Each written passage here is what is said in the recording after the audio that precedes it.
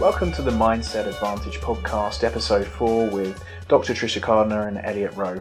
So Tricia, tell us about yourself. Hey everyone, it's Dr. Tricia Cardner, author of Positive Poker and mental game coach to poker players, professional athletes, and business executives. And I'm Elliot Rowe. I'm a hypnotherapist and I specialize in working with poker players and UFC fighters. So what have you got for us this week, Tricia? Well, I've got some psychology news you can use for everybody. And specifically today, I just wanted to talk about a new study that came out that shows how vitamin D and omega-3 fatty acids affect the brain. And how does it do that? Well, let me tell you, vitamin D and omega-3 fatty acids, they affect how serotonin is produced in the brain. And serotonin is a neurotransmitter, and it helps with a lot of things that are going to be really interesting to poker players, like focus, concentration, attention, as well as things like depression and our ever-present favorite ADHD. So the bottom line is this. If you're low in vitamin D and omega-3 fatty acids, you're going to be low in serotonin. What that functionally means is that you're probably going to experience more depression, lack of focus, perhaps some ADHD problems, things of that nature. So people should be out there buying their supplements then? Well, you always want to check with your physician first, but most people in North America, at least, are deficient in vitamin D. If you go out in the sun, it'll actually produce it. You know, your body will generally produce it, but most people don't go out in the sun too much, and that's especially true if you play poker. And the other side of the coin would be the omega-3 fatty acids. Most people do not eat fish, and that's not the only way you can get omega-3s, but it is a primary way. You can take a supplement, an omega-3 supplement, or you can add fish to your diet. Now, just so everybody knows, the research indicates that the fish needs to be baked or broiled, not fried, I'm sorry to say. And if anyone is taking those supplements, I've researched them quite a bit in the past. Make sure you buy a high quality fish oil supplement. There are sort of rankings and things online, but there's quite a large quality difference, and you do get what you pay for in fish oil supplements. So just do your own research, but it's definitely something to be aware of. Thanks, great, very interesting news for the poker players and some things that they can do. Today we've got Mark Dipthrong Herm coming on, and he's a very well-known poker player. He's had a lot of success in MTTs. He's made around $6 million in cashes. He's also recently just won his back-to-back FTOPS Leaderboard. So a really interesting guy with a lot to talk about. He's been around the poker industry for years and years. So let's give him a call now. Mark, tell us about yourself. Hey, Elliot. Thanks for having me on. I am a poker professional. I've been playing the game professionally for about 10 years. Along with playing poker, I also am very involved in the backing scene. And just overall, I think I've been in the MTT scene fully for probably just about as long as anyone else. Okay. So I'm pretty into tournament poker. Excellent. And in terms of what you've seen over the years in terms of tilt and things like that, what are some of the better stories that you've heard from that side or seen? Some of the better stories. I'm trying to think of something a bit entertaining, but I don't know. The first thing that just pops into my head though is playing these live events with these people that aren't professional players, so to speak. And the thing that really separates the pros apart from the guys that aren't pros is just that these people that aren't professionals are really, for lack of a better term, mental midgets. If they lose a hand, you just it's written all over their face. You can just tell that they're just playing horrifically, and they're just basically waiting to get it in awful. And when playing against someone like that, it's just so easy to see. And I think it just matters so much for a professional to not be in that state of mind often, at least. Because when you are, even if you are the best player in the world, if you're playing your C game all of the time because of this emotional, problem, obviously you're not one of the best in the world. Your baseline is going to be a B minus or something like that, and you're just not going to make as much as the other guys that are playing a little bit better in terms of emotions and stability. Let me ask you a quick follow-up question on that. When you go into the live arena, what percentage of the players would you say fit into this mental midget category? It depends a bit on the field. like I was just in LA, for example, and I was playing LAPC, and one of the main events there was a $1,000 side event with like 4 starting days, and basically I would say half the field. It's just like Wow. you know, I mean, and half the field is really just like your amateur players, and then you also get a combination of your better players, but still maybe not acclimated to live poker, or they're for whatever reason are just not doing well mentally at the moment, that are going to be able to give it away too. So it's quite a few, and it's really just about like, it's not even really about playing at a sick level. It's just being able to control your emotions in a way where you're playing, you know, a solid, okay game. Yeah, I mean, it's really important. We had another guest on the other week saying that he would take a 1-2 reg playing his A game over a 25-50 reg playing his C game in terms of the damage tilt can do. Yeah, I fully agree with that. And in terms of, you've had some really good success, you know, with the FTOPS leaderboards over the last couple of years. Do you think your mindset played a part in your success of winning those multiple tournaments during those periods?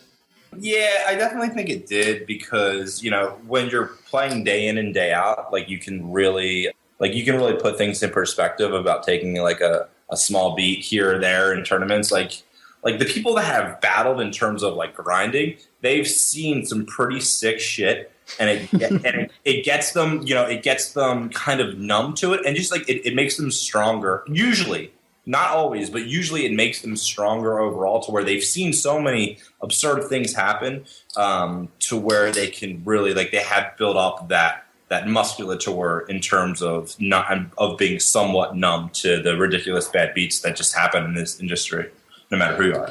It's interesting that you bring that up, because there's some recent psychological research that was done with poker players. And what they found is that less experienced players tend to ruminate over, you know, those bad beats and things like that. Whereas the more experienced or expert players would do more of a self-reflection. So when you ruminate, you know, you're going over it in your mind in sort of a tilty way. Whereas when you self-reflect, you're just saying, was there anything I could have done? You know, just more being black and white about it, I guess. Yeah, that's a great point. And it really is just all about like straight sanity. Like the same thing to think would be like, okay, like what can I control in this situation? But a lot of the people that are like more your amateur type player or whatever, they are not, they're really trying to control something they can't, which is the luck of the cards. Like they're getting so boiled up inside because they're trying to change something that they can't control, much like anyone in the world. Like for instance, if I just didn't like my living situation, I didn't like my life, and I couldn't do anything about it, and I was really just mad about it for no reason, it's like insanity. So like for me, I mean, I'm definitely not saying in all areas of life, but when it comes to poker, like I definitely can look at what it is that I did and see it in a clear perspective. And I think that's what is really going to separate the top level pro from the average player, just being able to actually like sanely look at, okay, what it is that I did wrong. Because if you can't look at what you did wrong, then there's no way to actually get better from that point, because you don't even see a clear starting point. And I think with one of the things regarding what I've done wrong and the way people blame things, I hear a lot of players talking about the poker superstitions, like, oh, I lost because I cashed out on PokerStars and they've doom switched me. And it's shocking how much of the time I hear that. What are your thoughts on that? Yeah, it's crazy, and it goes with a lot of the people that poker draws into. Like it's really just that I'm an addict, so I have a lot of experience with addict-like behavior and stuff like that. But me, for whatever reason, I never had the degenerate streak in me in terms of like gambling. Like I don't get a high from gambling, nothing like that. But there's so many people in poker that do. Like I would literally say that it's got to be over a third that have this sort of like gambling streak in them that just makes them kind of crazy in ways that they can't use rationale in their poker play, or in certain situations they just can't use it. And this is not exactly the point with the superstitions, but it's very close actually, because I've seen a lot of these guys that they just have so much gamble in them that it's hard for them to put things into rational thought, basically. Or not create a pattern in their mind that they're like, oh, but I cashed out before, or this hand always wins on PokerStars, or whatever else it would be. Right. Yeah. And you see that I've seen that very recently with with guys that like have been longtime pros, but they just have this streak in them. And I really don't know what to say about it because I know I'm blessed to not really have it. But I know just certain guys just have it. Well, I was going to follow up a little bit and ask you, because I know you have a long history of backing players. And kind of when you look back on that, are you able to see things that, hey, like this person has the potential to become really great, or, kind of be able to look at someone and say, yeah, this guy's like never going to make it? Yeah. And a lot of it is relating to exactly what we're talking about because like I've seen guys with a lot of really raw potential and a raw talent in terms of poker that have a lot of these tilt issues and like life tilting issues that just it doesn't make it worthwhile to back them. It's usually a big it's a high dollar risk situation. And in terms of backing, it's really all about avoiding those spots. Like you don't necessarily have to be going for like the absolute best players and the absolute the biggest margins of profit, but it's really about minimizing loss. Because if you have a high, say you back 50 people, your risk of ruin is going to be exponentially higher than if you back, say, 3 people. And if you ever have the chance of hitting that risk of ruin, then you're completely out of the game. So you have to be super, super cautious when it comes to all that. And in terms of looking what you're going to look for in terms of backing people, you really have to. And I was terrible at this at first. Like look at the big picture and look at intangibles in people. And in terms of this whole thing that we're talking about, you definitely want to look for people that have fairly good sanity, fairly good sensibility, can think about things in a rational way and have that mental strength, which I found that that's it really. I mean, the guys that are the most mentally strong are the ones that are crushing. So out of interest, would you go for a better technical player as a horse or a player with a better mindset that you can then train? So do you see where I'm coming from? It's going to be mindset for sure. Obviously, that matters, like based on certain things, like how bad is he, and how good is his mindset. Yeah. But overall, like the mindset thing it's really crazy how much that plays into things. And I found out the most information about all that by viewing others, because obviously it's not super easy to like view myself from the internal level. But yeah, looking at other people, definitely the mindset thing. Wow. You've been around the poker world, seems like since about 2004. Yep. So really you're one of like the old school, even though you're still quite young, players. What advice would you give to some of our listeners who maybe are kind of new to the game? What can they do to progress from good to great? From good to great, it's a lot of it really is about being sensible and not like trying to do too many things at once.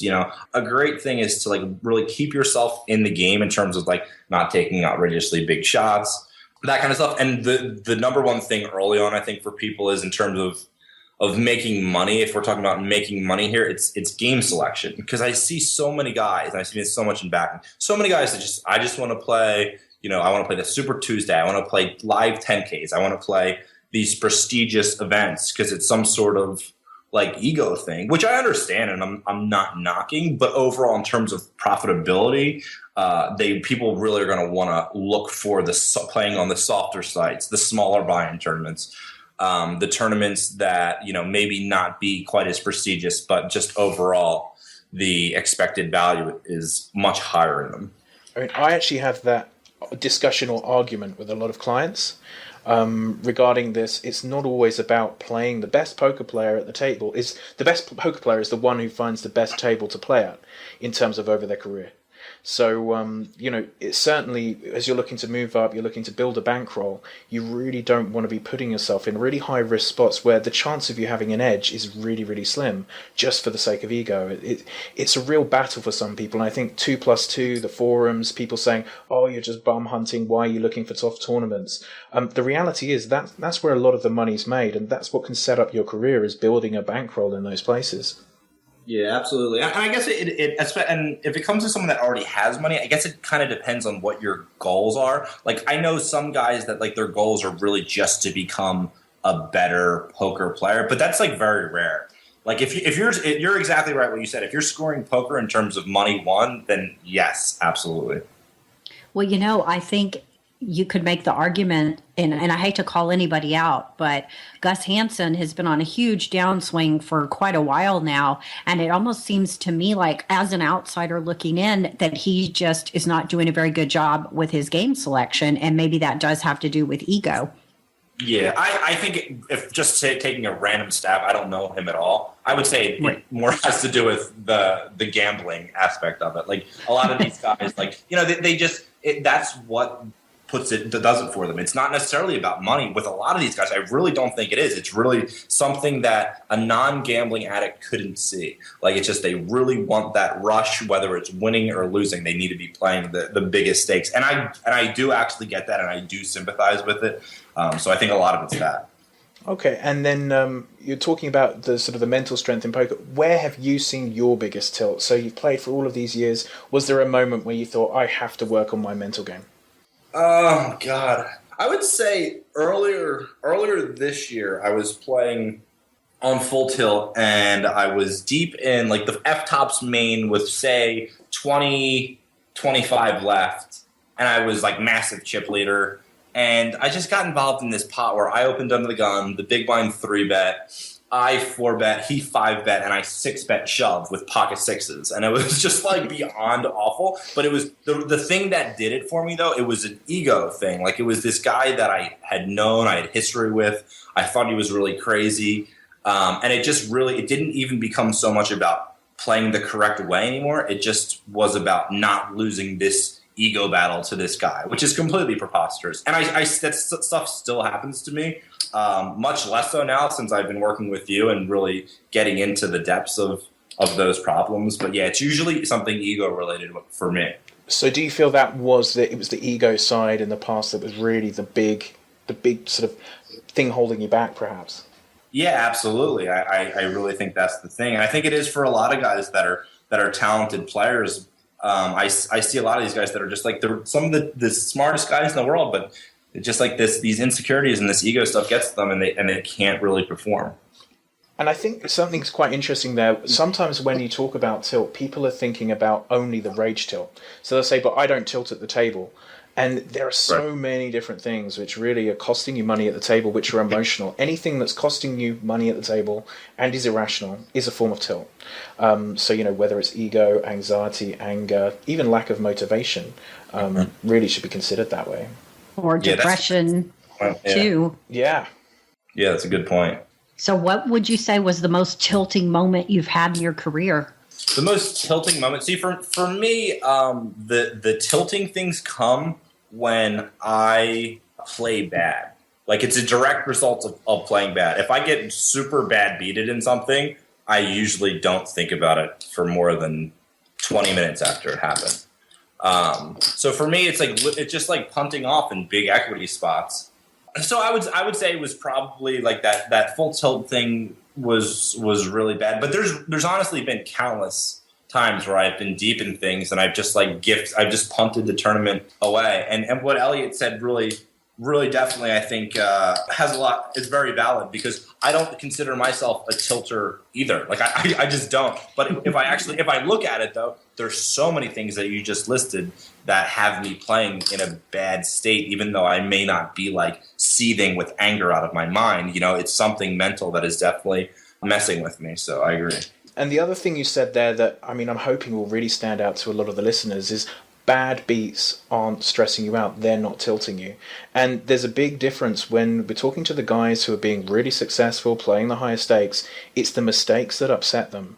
And when we talk to, you know, some of the other players, recreational players, people coming up, it's the bad beats that have them seething. And I think that's a really huge difference between people reaching the top of the game and people who are struggling to ever reach their full potential, is that, you know, it's the bad beats mean you're playing well. That means you're a professional. You've done your job if there's a bad beat, because you've got your money in good.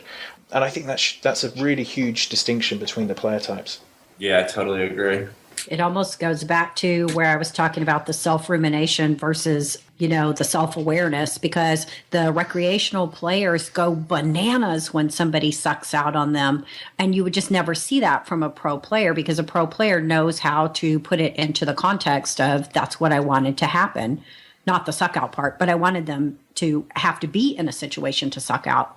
And another thing, Mark, with the online side, do you notice that big difference between the pros and the sort of the recreational players in perhaps the chat box tilting, or just like some crazy plays you see after a bad beat? Is it as obvious online as you see in live?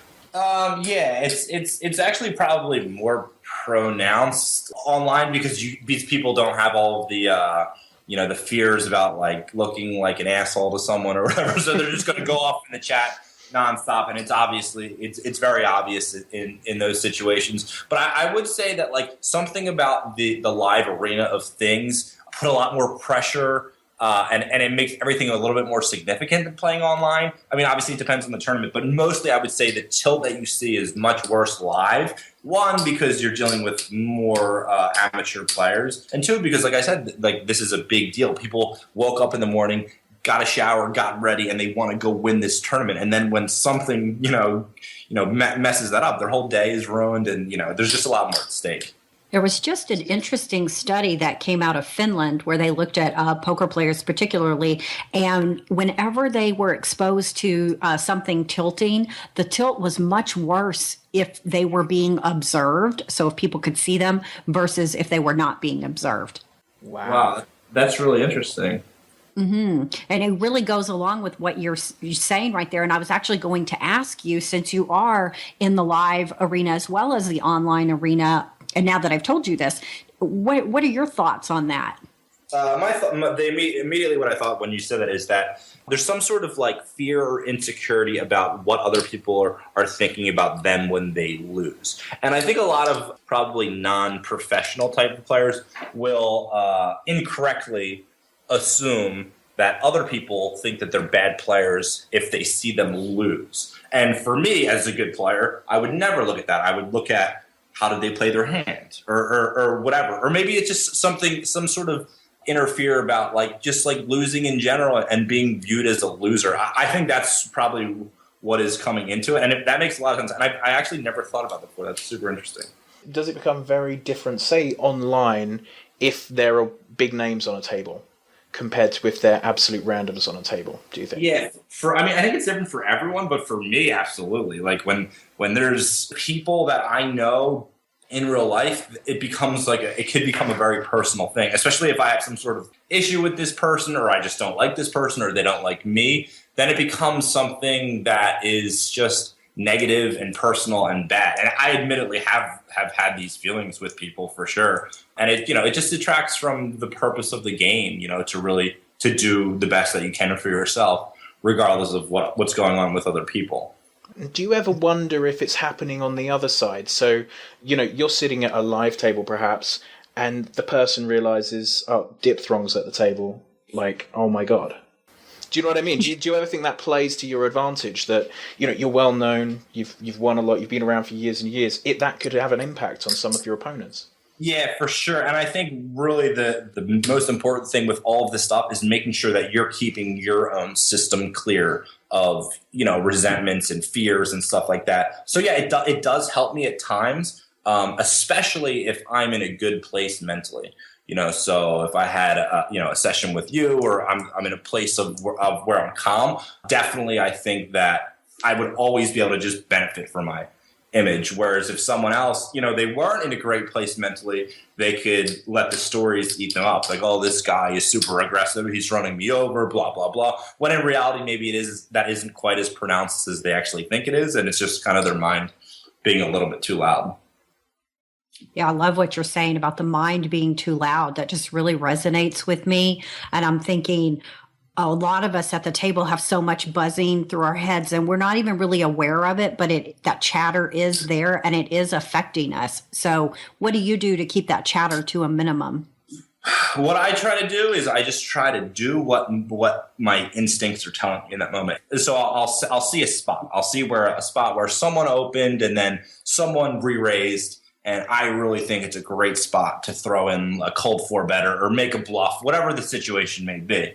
So I'll immediately think that, but along with that thought, it'll be all of these voices of fear, like you're going to look stupid, this is outrageous, you should never do this, all this stuff, and it becomes that moment where I can either choose the route of vulnerability and actually going with what I think, or, the root of fear and passing on the spot and not honoring myself. And it just really comes down to if I have it that day or not, how clear I am and how far along I am. And I think poker is really so much related to your personal, like, spiritual, like crossing as a human. And like the stronger that I feel like I'm getting in terms of confidence in myself, then I feel like the easier it is for me to go ahead and make that move, because I don't necessarily care what it is that people are thinking or about any of the fears. And you've done quite a lot of that stuff off the table. Do you want to talk to our listeners about those sorts of things, working on yourself as a person?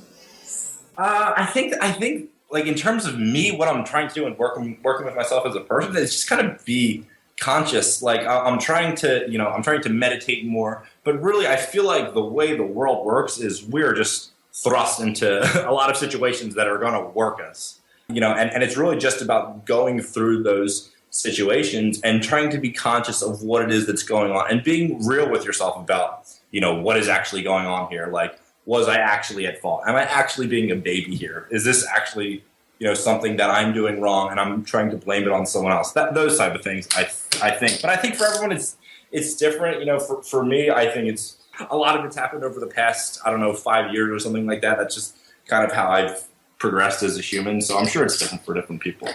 It sounds like you're on your way to what we in the psychology biz call self-actualization. Yeah, hopefully. And just in terms of some tips for people heading out to the World Series as that's coming up, things like, numbers of events people should realistically be playing, lifestyle, those sorts of things. What sort of tips would you have for perhaps an online player who's had a really successful year, it's their first World Series? What would you say, what would be the most successful route for them to take? I would definitely say something about expectations. And, it's so easy to go into the beginning of the World Series, look at all these events that we're going to play, count the amount of bracelets that we're going to win, before it happens. And it's just like being real with it. We're playing, someone that's playing a ton of tournaments is going to be playing maybe 40 tournaments the whole summer. You can play that many on a Sunday. So it's really just about being kind to yourself too, I think. And I think I've struggled with that in the past where I'm like, I should be winning. I should be doing this, and also being kind with yourself when you make those mistakes, because it's just going to happen. You're just going to make the mistake. You're going to be in situations where you're not playing your A game. And for me, I feel like I can learn from those mistakes, but I also can just take the complete negative route and not learn from them and just beat myself up on it.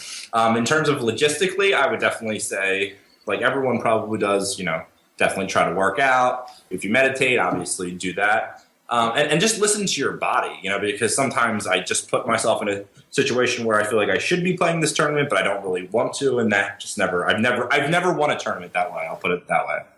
Yeah, the great Albert Ellis, who he's no longer with us, a cognitive behavioral therapist, but he talked about don't should on me. And you're talking about that, when I should do this, it should be this way. That's shoulding on yourself, and it just makes for a miserable experience. Yeah, totally agree. And in terms of sort of numbers of days played, how important are breaks in the World Series? Or do you think it's possible for these guys to just play every single, live event every single day for the 60 days? Again, I think it depends on the player. For a lot of these online guys like myself, I would say they're probably not super accustomed to putting in, a full day of live poker where their mind is probably going, 1,000 miles a minute. So, it's really just all about listening to yourself. For me, I need breaks for sure. I need to mix it up. I need to be fresh if I have any chance of, making some money. So, yeah, I definitely think that breaks are important. So if you had to boil it down to just one piece of solid advice for our listeners in terms of anything about the mental game, what would you say? That's a good question. I think is just to take that part of the game seriously, because I didn't for a long time. I just kind of thought, it was what it was. And then I started working with Elliot, and I actually realized that, wow, there is so much room for improvement for me in this area. And it's about taking accountability for your emotions and your mental state, because it's easy just to be like, oh, well, that's how I was feeling that day or whatever, when there definitely is at least some amount of accountability that a player should take on their own mindset. I think that's a big part of it, is that a lot of people just say, well, I'm just an angry person. or well, I just do that sometimes, rather than accept that, you know, there are services out there, you know, obviously selling myself, but there's plenty of people that you can talk to, there's plenty of books that you can read to really work through these sorts of emotional issues, and accept that just because you've previously always got angry at the table, or you previously punt off your stacks after a bad beat, doesn't mean that's something that needs to continue. And, you know, it should really be top of your list, because if you're throwing away stacks, you cannot be a profitable player. Yep, totally agree. Awesome. Well, thank you so much for coming on, Mark. Where can people find you? People can find me more recently on twitch.tv. Herm is my name on there. Also on Tournament Poker Edge, I have a podcast called The Herm Show. And on Twitter, I can be found under the name Dipthrong. Excellent. Awesome. So, and if they see you online, they should be careful, shouldn't they? A little bit. That's not my mental state. Okay. I'm just hoping not to see you at any of my tables at the World Series this summer. Okay, man. Well, thank you so much for coming on, and we shall talk to you soon. Yep, awesome. Thanks, guys. I appreciate it. Cheers, Thank you. Bye. Sure. So, Tricia, where can people find out about your products? Well, everybody, you can follow me over at Twitter at Dr. Tricia Cardner, or you can find my books on Amazon.com. And I also make videos at redchippoker.com. And if anyone's interested in finding out about me or my products, look for www.pokermindcoach.com.